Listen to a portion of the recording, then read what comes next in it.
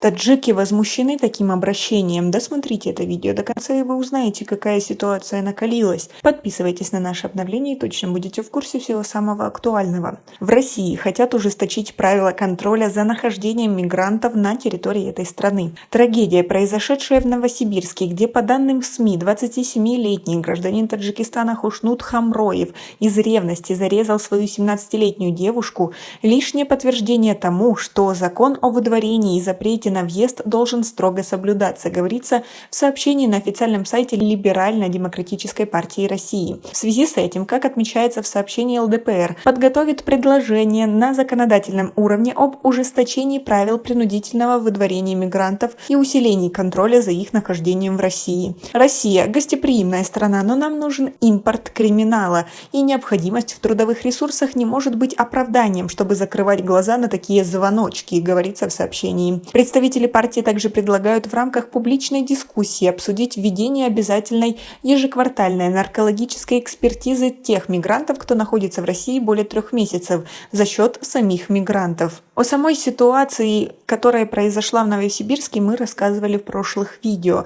А как вы относитесь к такой реакции правительства? Свои ответы напишите нам, пожалуйста, в комментарии. Также стало известно, что за 6 месяцев текущего года гражданство России приобрели 121 089 жителей постсоветских стран Центральной Азии. Это следует из данных МВД Российской Федерации. Лидерами в регионе по числу получивших гражданство России оказались именно таджикистанцы – 74 162 человека. Россиянами стали также 21 647 граждан Казахстана, 13 099 узбекистанцев, 10 632 кыргызстанца и 1549 туркменистанцев. Всего за полгода гражданство России получили 287 503 человека, в том числе 104 168 граждан Украины. Вид на жительство в России имеют 109 593 таджикистанца, 78 705 узбекистанцев, 44 856 казахстанцев, 14 137 кыргызстанцев и 3 775 туркменистанцев. В МВД привели также данные о количестве поставленных и снятых с миграционного учета иностранцев.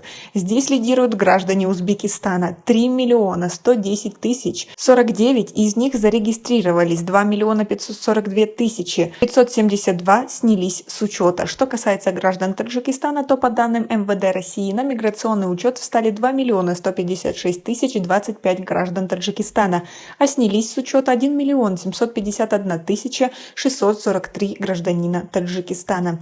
Как вы относитесь к такой статистике и к отношению в России к таджикам? Свои ответы и, возможно, свои истории напишите нам, пожалуйста, в комментарии. И у нас пока на этом все. Оцените наше видео подпиской и лайком. До скорой встречи!